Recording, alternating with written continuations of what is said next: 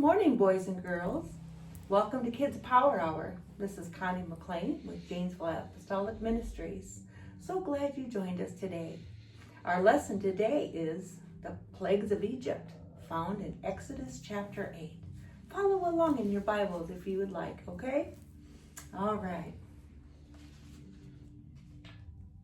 So God had chosen Moses and his brother Aaron to lead his people out of Egypt.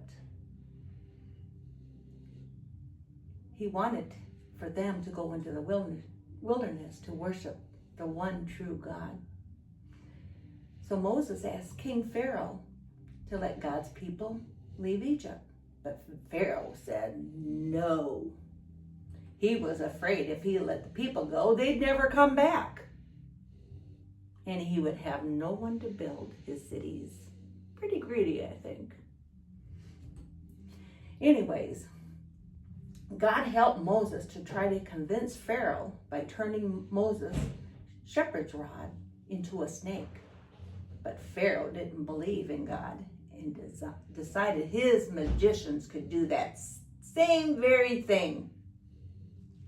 So once again, Moses and Aaron stood before Pharaoh.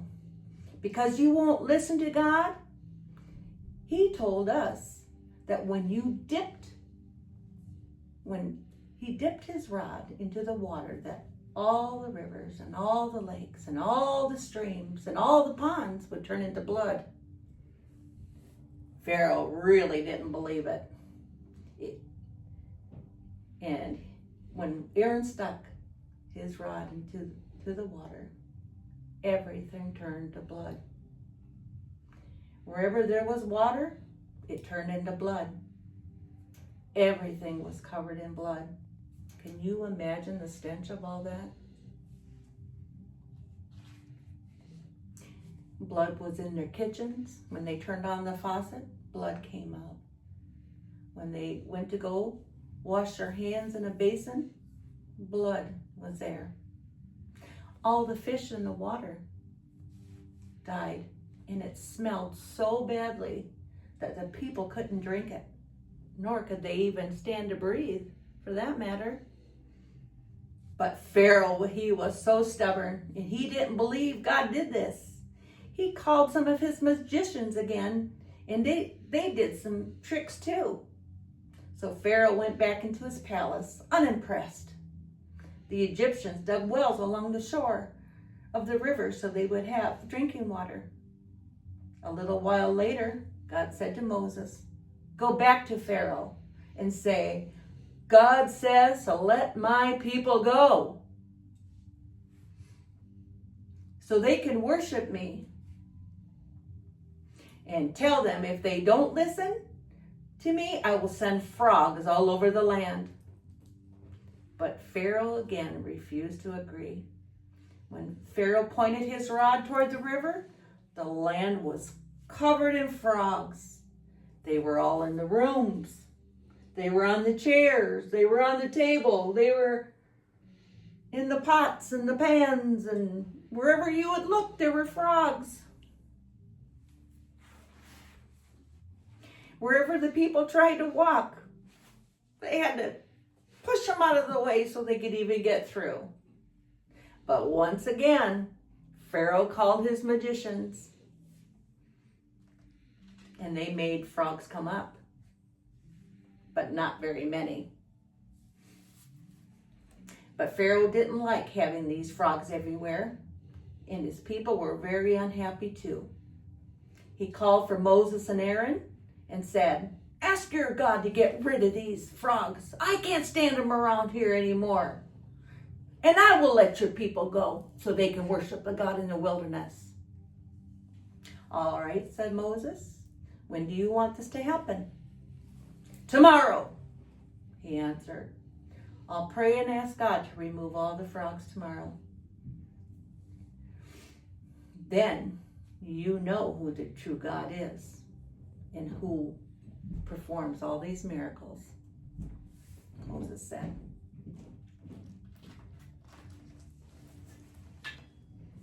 Moses and Aaron went back to God and asked him to take away the frogs, and God did.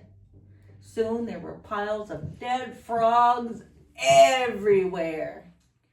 So God said to Moses, "Tell Aaron to strike the rod on the dust of the ground, and it will become lice throughout the whole land if he did not comply." And guess what? What do you think this was right there? God sent him lice because he did not let him go after he said he was going to let him go. So God brought lice. It happened like God had said, and soon lice covered the whole nation of Egypt. This time the magicians couldn't make lice appear, but it didn't matter. Pharaoh still wouldn't let the people go.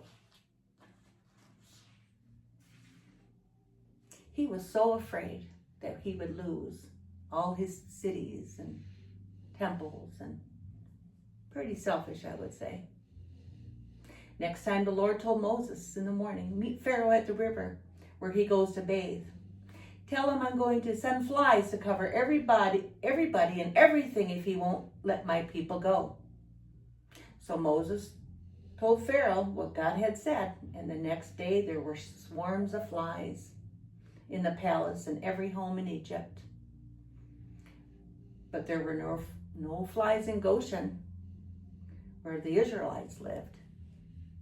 Pharaoh was beginning to think he'd better listen. He quickly called for Moses and Aaron again.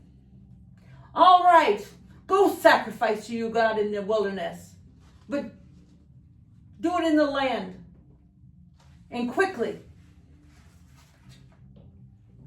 "That won't do," said Moses. "The Egyptians would kill us if they saw us worship our God. We must go for 3 days in the wilderness to worship our God before anybody comes.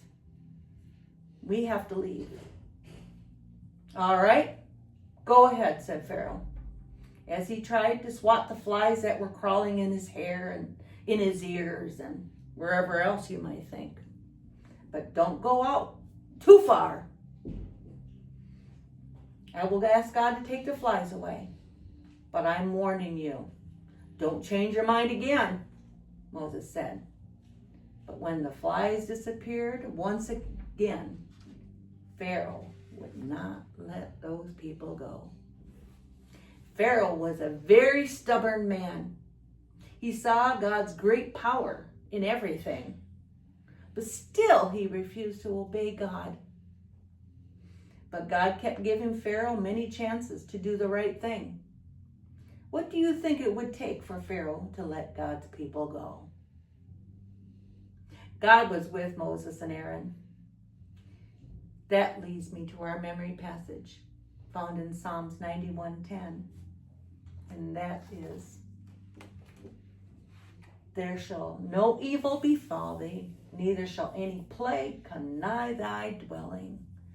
So when God is in the midst of your affairs, he promises to always take care of us and not to let any plagues come on us. Isn't that a beautiful thing? I thank God for that. That concludes our lesson for today. Remember to tune in next time for more plagues.